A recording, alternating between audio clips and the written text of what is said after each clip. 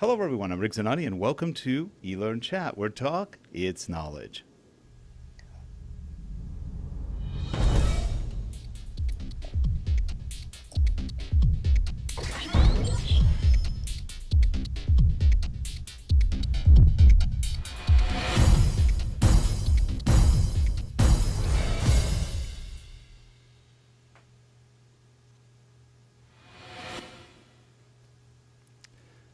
Hi everyone, again I'm Rick Zanotti and I'm joined today by Dawn Mahoney, who is back from her extended incarceration at work. So she is back with us. She was gone for a couple of weeks and Trina Rimmer helped out. But hey Dawn, how are you? I'm well, and you, Mr. Rick? I am doing great. And hey, I didn't want to say it out loud, but we have with us today the Queen's assistant. Oh, how royal are we? I'll have to practice my royal we. We are being very royal. And I was a very unknightly knight today. I forgot to bring my claymore to honor the Queen's assistant. But we'll get that right next time. Perfect. So anyway, today we've got with us the eLearning Queen's assistant. The eLearning Queen's assistant. But her website is www.elearningqueen.com, I believe. Anyway, with us today is Dr. Susan Nash. She is with the, and I'll get this right, is the American Association for Geological Scientists. Is that it? There's close. Susan. I was close, wasn't I? American Association of Petroleum Geologists. Oh, I was totally off. I also teach at the University of Oklahoma.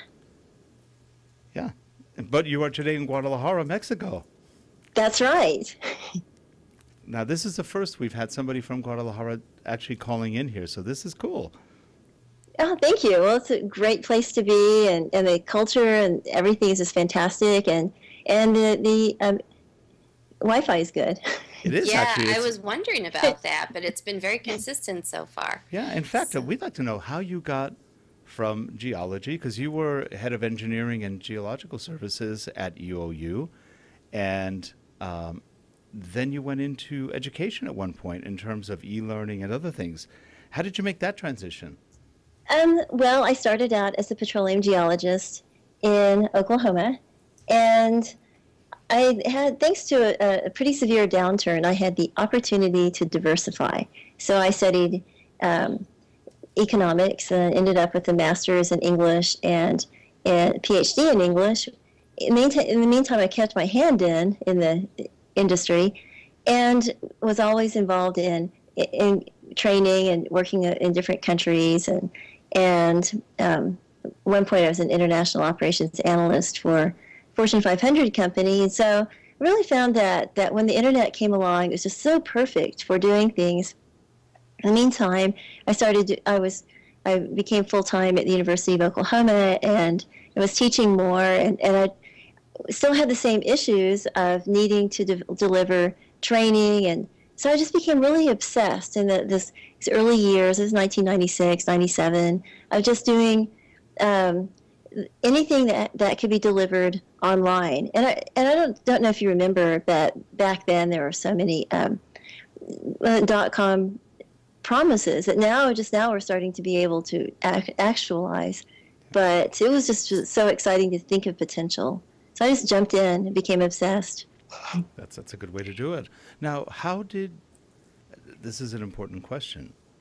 How and where did you meet the Queen, and how did you become the Queen's assistant? Well, I met the Queen when I was working on a project in developing an online certificate program in Dumas, Texas. And the Queen was, the Queen is Gizmo, a Corgi. And I was just so taken with Gizmo, and I started doing a little bit of research. And at the same time, I've been reading about how Queen Elizabeth trusts Corgis more than people.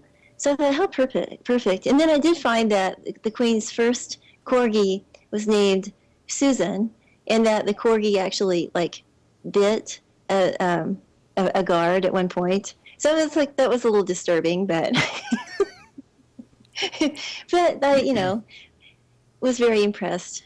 So well, Dr. Jane Bozarth is a Corgi fan too, so maybe Thomas will have to meet. What's your dog's Elizabeth? Your Corgi? Gizmo. Gizmo. Yes. So they'll have to meet maybe online. Well, Gizmo's a little bit aggressive, so they'll probably get along great. That'll be perfect. We can put Gizmo in front of any LMS manager we know. That'll be perfect. Right. That's the beta test right there. That's right. Gizmo, there's an LMS manager. Well, it's important to realize that Gizmo always loses in all of his battles. Gizmo. What a he needs a claymore. That's all. A little miniature claymore would do. Attached. And Gizmo, I'm looking on your blog. Gizmo is wearing a crown, so yes, Gizmo is a female. Gizmo. Yeah, I don't really have a crown that fits Gizmo, so we have to just like go with the digital crown. That works. That works. Definitely. Well, I'd love to, I'm looking at some of your samples here, but tell us about what your passion projects are, things you like to do the most, or the Queen does, as it were. Well, one of the things I've really enjoyed doing is interviewing people in a kind of series that we have as innovators in e-learning, and I haven't kept it as much as I used to, but I'm planning to do more. In fact, I just posted a new post today of an interview with Sesim, a business simulation provider or developer in Finland. And so they have some really interesting work, and I'm very much interested in getting involved more in using simulations in terms of collaborative activities and things that we can do in conjunction with social media. I think that's a really positive way to go. And I'm also just interested in supporting any types of collaborative activities that kind of push the boundaries of e-learning and also kind of tie in sort of internship / practical application, aprendizaje, whatever. Mm-hmm. Now, one of the things you've done is, and I watched some of them on YouTube, and they're fun. You did kind of an e-learning tips and tricks A to Z. Yes. When did you do those? Oh, those are kind of like getting a little bit. I did them in New York when I was living in upstate New York, and I did them about 6 years ago. So they're. I was trying to figure out where you were because I go, that doesn't look like Oklahoma. It was way too No, many nice I lived trees in Albany. Well, actually in Guilderland, New York. That's funny. Those are actually good. If anybody's watching or has time to go to YouTube later on, take a look at some of the tips and tricks. And you can just type in eLearning Queen and they all show up. Thank you so much for saying that. I have to say I cringe sometimes when I watch them, but they were so much fun to do. And then I've just really liked to do as many videos as possible in different places. I believe in not using the just sitting in front of the webcam, but I just believe in just making them spontaneous. So you definitely hear some background noise. Well, no, that's what I liked about them, that you were out in the open. I thought that was a nice touch. It's good. I kept thinking we need to do that more. Get out of this studio and be real. Be real, yeah. Not that our studio isn't real. In fact, you want to see how real it is? It's gone. Yeah, but we can make it come back pretty quickly. Black drapes. Yeah. No, it's actually a green drape. Oh, okay. It's green screen. Oh, wow. We're totally green screened. Yeah, everything you see is green screen. So if Not I'm me. on, that's if I'm my on, fireplace right there. Yeah, see, green screen, nothing here. In fact, I can make my hand disappear right about. I can make this one disappear. I think there it goes. It's gone. It's off screen, but I like it. There's a point where we disappear. And this, we can put our hand over. We can, tap people. So we can do all sorts of stuff, but. No, this is actually all an illusion. An illusion. In fact, I think he can hide me right now. You're poking me in the eye right now. Oh, sorry. You're right. Sorry. Yeah. Dawn, you meant to show up more. But I see that wants to, right now, I understand that dynamic. Yeah, see, he just hid me. It needed to be done. Yeah, I can do that. That's my invisibility cloak. It's really cool when you have the claymore. The claymore is the only thing flying around, but now it's okay. I didn't even know what a claymore was till the pre-show. Oh, you Thank didn't? goodness you called it a sword, so I knew what it was. Yeah, so did you ever watch Braveheart? No. Oh, you didn't? Okay, well that I maybe saw it once a long time ago. Is that where he paints his face blue? Yes, the William Wallace sword. Yes. It was a very large broadsword, very heavy, one of the strongest swords ever built. But it is a heavy wielding sword, and it's not one you want to use lightly. Not that you want to use it at all, but unless they were used for decapitation and things like that, so probably that was what it was needed for. Well, it was used on horses because they did a lot of horse fighting in those days, where the knights would charge the other knights or whatever, and that would cut pretty strong. So it was a nasty weapon. Well, you could even slap the flank of a horse. That's what they did. So to make the horse if I were a horse, jump, I would not like to be slapped on the flank. No, and that made the horses jump and knock the knight off. That was the whole goal. So, yeah. Interesting. Oh, my goodness. How violent we've become. Well, how about just a little light slap on the flank? Yeah. We'll do that. Blood and guts and gore on this edition of eLearnChat. All of the 1500s. Well, I figured we had a queen. Off with their heads. We had a queen on board, so we had to talk about knights, horses, and swords. So it's only right? Right. So when you got the boy on the show when that stuff comes out. Well, I'm thinking Tower of London right now. Okay, London, yes. You go right to the guillotine, don't you? No, just the extended incarceration. Oh, okay. Yes. With all the comforts of home. Mary, Queen of Scots. And audience has nothing to do with e-learning. We just wanted to talk about this today. Well, we have been talking about e-learning. We're just going to get back into it now. Oh, what are we going to talk about? Susan. I'm rusty. I've had a couple weeks off, so. I thought you were on the road. I was. Oh, but you weren't touching anything e-learning wise. I was in West Virginia, in the mountains of West Virginia, and I was in Greenville, South Carolina. Sounds good. Sounds pretty. It was very pretty, both of them, actually. So, Susan, what kind of tools do you use do your people use when they create e-learning? What kind of things do you do? You're teaching technical training, I'm assuming. These are geologists for the most part that you're training, or is it also students and other people? Yeah, we have a partnership with a couple of universities, so we do courses that are using basic LMS, either Moodle or Blackboard. But then also, in terms of just delivering training, do a lot of webcasts, and right now we use either Adobe Connect or Omnovia. And then what we try to do is make sure that we have sufficient granularity in the object so that it doesn't matter where people are in the world, they can download the MP3 or the PDF of the PowerPoint and just kind of stream along. Because one of the things that we really want to do is make sure that we accommodate all the different regions of the world and different bandwidths and also different devices. So we try to make everything pretty much device agnostic so that people can use whatever they want to use, smartphone or desktop or laptop. In terms of creating training, use Camtasia quite a bit, obviously. I don't want to plug any products, but, okay. be obvious. We plug products all the time. Okay, well, that's fine. Okay, so I use that, and then I've been using a lot of clip art from eLearning Art for just like lots of different expressions of people, and then we use just a lot of, try to do some animation when we can.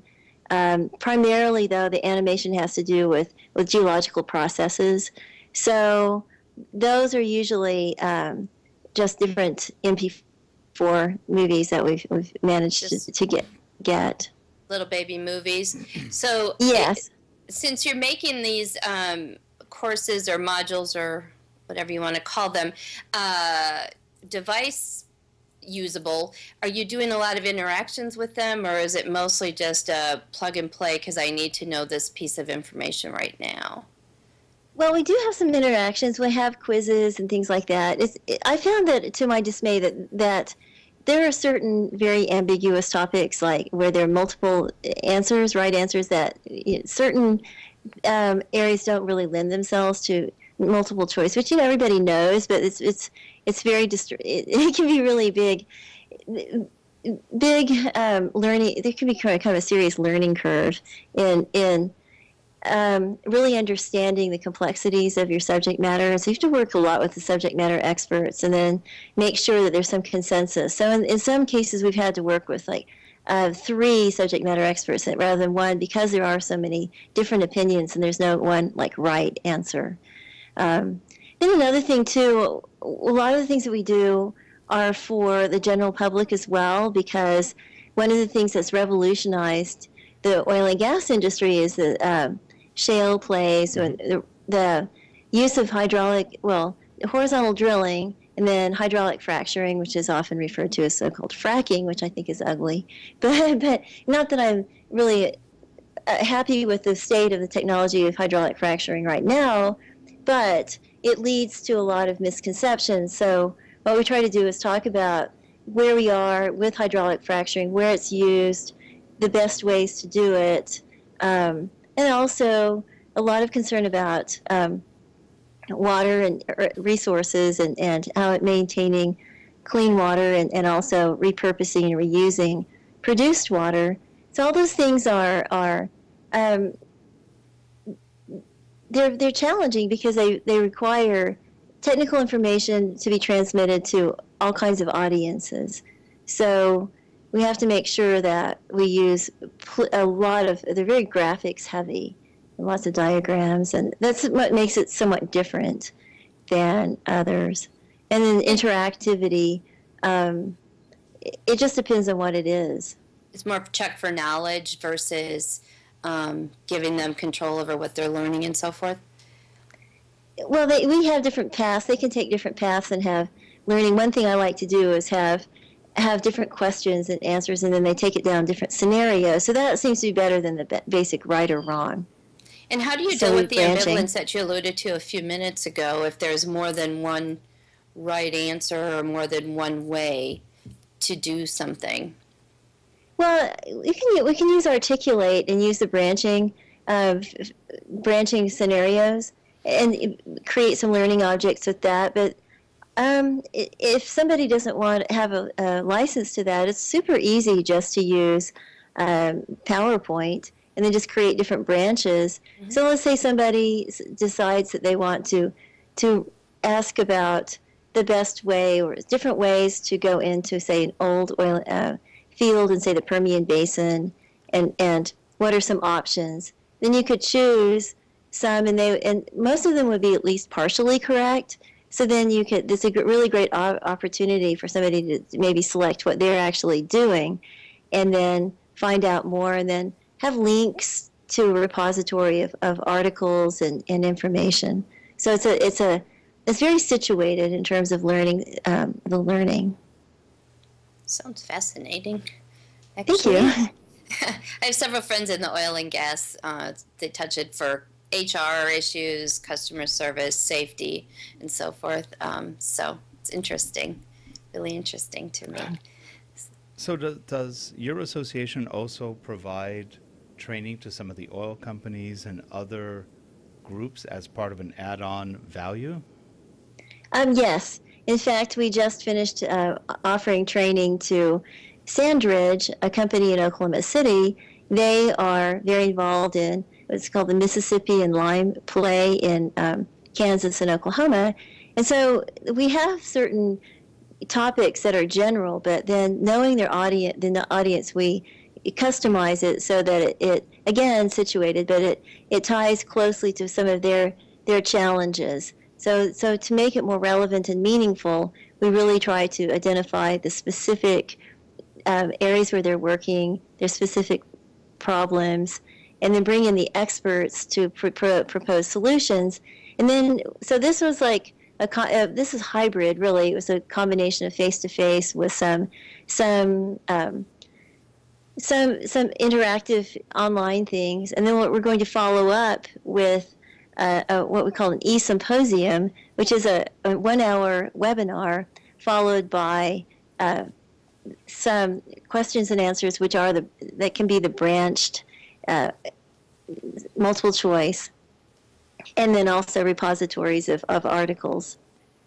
And then what I'd like to do is a second place that we haven't really gotten there yet because it's a little bit hard to corral everybody. But I'd like to really have a place where we really make social media work in terms of having people interact with each other. Right now, I use LinkedIn a lot in terms of supplementing the learning for AAPG in the sense that we go into different groups, and then instead of just announcing an event or something, really try to propose a question that's a technical question or an overall question, and encourage people to really engage in sharing their knowledge. So it's doing some knowledge transfer via social networking, but I haven't incorporated LinkedIn to any of our formal training. How do you use LinkedIn for your training? Well, again, I haven't really linked it in yet in terms of specifically in the training, but there are a number of specific groups. So if you're a member of LinkedIn, you can join interest groups, and so for example, there are association groups, like there's an AAPG group, or there's also one, like say for example, we were talking about the Permian Basin. There's a Permian Basin group. So I might go in and say, okay, well, what are some of the issues? How many people are doing, quote, stacked pays? And what are the opportunities? What are you seeing? What are your opinions? And asking some kind of provocative question that won't be too, not too provocative, but where people are really trying to use the information to improve their operations. And then from that, try to get some discourses going, and then also I'll post in LinkedIn in terms of blog posts. Now I'll link to some of our courses, but I'll also just kind of use it as an opportunity to let people know that we do have not just archived and real-time training, but we also have a number of free resources and open source resources. So in other words, pre and post conversation, getting people interested in whatever the event's going to be, and then post-event continuing the conversation, but not embedded in any way. Yeah, that's exactly right. And also I use it as an ongoing way to kind of do needs assessments. So, and also align what people are really doing rather than just the, fantasy that I have of what maybe people are doing. Yeah. Isn't that the truth? So pulse check in on maybe we had too high of expectations on them in the beginning. Or maybe that they're not really interested in this. That was like maybe, 5 months ago they were interested. Now they've moved on, and now we need to be more relevant. Survey questions might come into play, or yes, absolutely. Pulse checking, whatever. Yep. And then do you do any feedback loops on the courses? And if so, how do you do that, feedback or evaluation? Yes, we definitely do, and it can be painful because geologists are trained to always question. So if you say, "Oh, well, this was this," they'll go, "Well, but this also happened." So they're always very informative, but not necessarily cheerleadery. But we always do surveys at the end to basically cover three things. First, the technical quality, to make sure that the technology's on target and working, and then also aligning the content to see if that met their expectations, and then just questions about future needs. So it's sort of a formative as well as summative. And I suppose they can check boxes and provide narrative, and that's what you're saying. The painful part is a lot of narrative. A lot of narrative. A lot. Where the rest of us have to draw it out of people generally. I'm in healthcare, like we got to go. Oh no, this is not this demographic. The more questions, the more feedback you'd probably get. Yeah, it's true. I have a friend who works at, or used to work at JPL, and he was a space scientist, basically. And people would make the mistake at a party of saying, "What do you do?" And then we'd all go, "Oh." And for 30 minutes, you got a long explanation of what exactly he did with incredible granularity of every single thing he's done. And I remember we went to one dinner one time, and one lady asked him, and we went, "Oh, it's not going to be good." Why'd you after ask she that finished, she question? goes, "I'm sorry I asked." And I went, "Oh, that was it." And he was just oblivious. He just kept going. But we were talking about this in our Skype group yesterday on how people still don't know what we do for a living, our parents or whoever, you know. Even if you're published in a book and you can show the book, they still don't know. You know, we've been running a company for 30 years, and my mom keeps saying, "When are you going to get a job?" Kind of what we were talking about. So I go through all the time, you know, you don't have a real job. Why don't you get a real job? It's like, I don't even go there anymore. Here's the pay stub. Yeah. Well, I told her, I said, you know, we bought you the place you live in. Yeah, but how'd you do that? You don't have a job. You know, Because it's not a laborer. it's not. She doesn't get it unless you're a doctor or accountant. It's like, well, not a lawyer, I guess, doctor or lawyer. She goes, you're not a real job. It's like, oh gosh. Yeah, accountants are too diversified these days. It would still require lots of explanation. That's true. That's true. I have lots of friends who are in that role. So, Susan, what do you Yes. see as the future of e-learning? Where do you think e-learning is going? Where do you think, what's been good? What's going to get better about e-learning, and what are some of the challenges? Okay, well, here's one of my personal desires. I would like to see the complete death of the discussion board. In the typical LMS. I'm not saying that discussion boards are completely bad. Maybe they're good for posting questions and introductions, but I think that wiki-focused or collaborative learning, where you're actually project-based instead of just talking. Oh, sorry, with a gust of wind. It's haunted. But anyway. That was the death of e-learning person coming by to see you. Oh my gosh, the discussion board's after me. I'm so sorry, discussion board creators. But okay, the discussion board can be okay. I'm not saying that we could completely kill it. Let's just make it more wiki-ish or more collaborative so that people can use it to look at each other's drafts and do peer review, but not in such a rigid and complicated way, but something a lot more fluid and a lot more media heavy that incorporates a lot of just fun ways to exchange ideas. I think you find those in higher ed a lot, and any sort of, well, even MOOCs will have some sort of discussion board-esque thing wherever there's a asynchronous learning. I don't particularly use them in my world, even in its barest essence, we don't really use them. So that's kind of fascinating that you feel that strongly, you have that much exposure to them. Well, I'm talking primarily about the courses that are done in conjunction with different universities. And so I see this requirement to have these discussion board requirements. And I've been teaching using different LMSs and, you know, D2L and Moodle and Blackboard and Canvas. And they all have the same kind of clunkiness when it comes to discussion board. But I agree with you that yet most of them are incorporating blogs and wikis. And I just think a lot of it has to do with the prompts. But I also think a lot of it has to do with how somebody manages the discussion board. If they make rigid groups and block it off to everybody, that's a big demotivator because it's complicated. Well, they're not even easy to use in my experience. But the other thing is you have a requirement to post 12 times this week, and X number of questions you have to initiate and respond to X number of questions, and it kind of takes the spontaneity away. Oh, absolutely. And it's just torture to respond to them. I mean, as the instructor. Well, as the instructor, I think more torturous would be the monitoring and pretending that you actually have to care what they post and comment or pull down any untoward commentary, which is definitely a demotivator. That's a really good point. You know, that would be the hardest thing for me as a college professor. Well, and in the future, like speaking again of e-learning, I see more and more collaborations between companies and universities.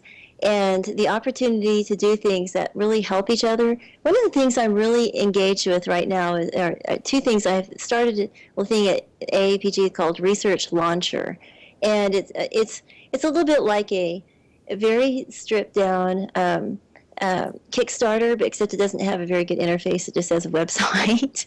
But the idea is to a very Kickstarter of them. Yeah, exactly. But to try to matchmake and find places to use e-learning to find places people who are interested in maybe financing some of the research projects that could be in university consortia or graduate students, etc. And then also, if people are graduate students or young professionals, new professionals are writing papers, then say if they have English issues, they might be from China, and somebody but they're working in the same area, somebody in, say, the U.S. or South America, why not connect them, and they can both contribute content, but then also copy edit each other's, so that they could get to contribute to like a Spanish language journal or an English journal, as well as a Chinese language journal. All about collaboration. Exactly. Yeah, that's so true. Which is the social learning that it's been done since the beginning of time. They just need a form and a methodology to get there. So if the website's it, great. They have it. Is it easy to say, tell me more? Exactly. From that site? So in terms of other times of things, in terms of e-learning, I'm really looking forward to the time when we can time travel, and we can do a lot of things with e-learning if we could really time travel. You need to hang around with the quantum physicists. They've got that one covered. There you go. We're getting there. There's a lot of. Wouldn't it be the best though? Have this like LMS with a time portal, and you could just go back and actually experience and come back with your experiences and your. I'm just thinking again about your Claymore. Yeah, that would be actually kind of interesting, but the Claymore one could get a little sketchy. But all right, class, we're going now to the to medieval times to look at claymores. You wind up there, and all of a sudden you get swung at. I think we're in the wrong moment, having a war right now. Get me out of here. It's kind of like the Awesomes on Hulu. It's the Awesomes made it's Seth just like that. His name escapes me, but they time travel. They're all comics and cartoon avatars. Is it Seth Meyer, something like that? Seth Meyer, yeah. It is Seth Meyer. Okay, so it's definitely out there. It's not for everybody. I'll just say that. No. Well, didn't he do Family Guy too? Yes. Which is pretty out there. Very funny, though. Very funny. Well, believe it or not, guys, we are at the end of our time. We've been going now for about almost 40 minutes. Oh, my goodness. 49 minutes to be precise, but who's counting? Well, in time travel, it could have been no fun. time at all. And you know, Susan, I think you're the very first doctor I've ever met with a PhD who I will say is adorable. You are adorable. So, thank you. That's a first. And she's got a cute giggle. She should come back. Oh, you've got to come back. I think it'll be fun to have you back on and choose a topic and just run with it. Okay, definitely. It'll be fun. You'll be sorry. You will regret that. I can assure you. Well, now that we know who you are and that the Queen has given permission, I think that'll be fun. So. And your Twitter handle is eLearning Queen? Yes. Queen? Mm-hmm. Okay. I'm going to connect you to Dr. Jane so the Corgis can meet. I think I know Jane. So this is cool. Yes. But I don't think our Corgis have met. And Jane's out of, is it South Carolina? South Carolina, yes. Raleigh, Durham area. So. That's Thomas is her Jane's Corgi. written a lot of books too. You might have read some of her books on PowerPoint. That's it. And I think we met at a conference. I'm pretty sure we met it. But I really like her work. She's got social media for trainers. In fact, last time she did the show with us, she had a lightning bolt going through her head the whole show. That was fun. For my request. I kid you not. You did. You said something about a lightning rod, and she goes, "Yeah, I'll put it on," and she did. I thought it was an arrow. I misspoke, but it was actually a lightning rod. Yeah. It was much more Greek in its nature. She she was one of the keynotes at this year's Distance Learning Conference in Madison, so we got to spend an evening together. So Oh, when you that's come next great. time, Susan, we'll meet in person. Now, isn't that Oh, sort of a perfect. weird thing when you have a distance learning conference and people actually show up?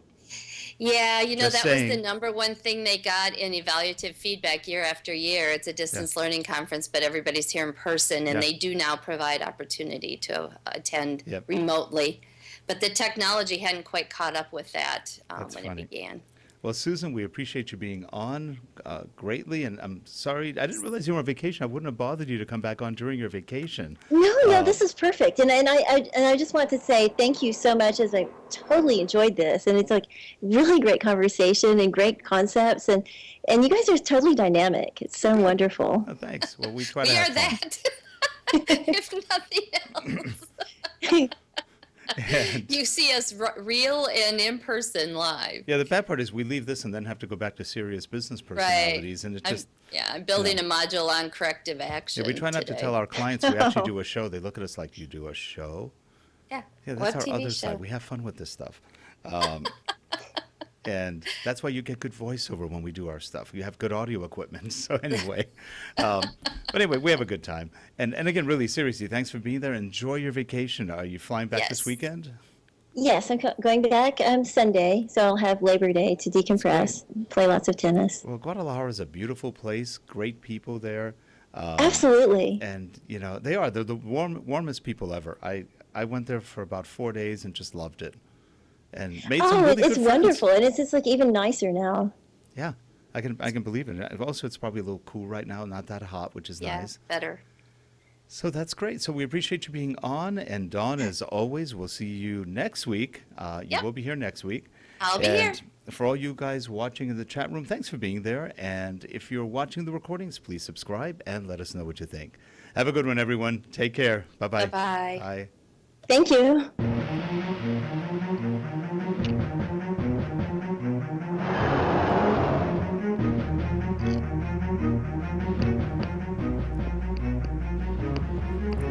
Boom, another one in the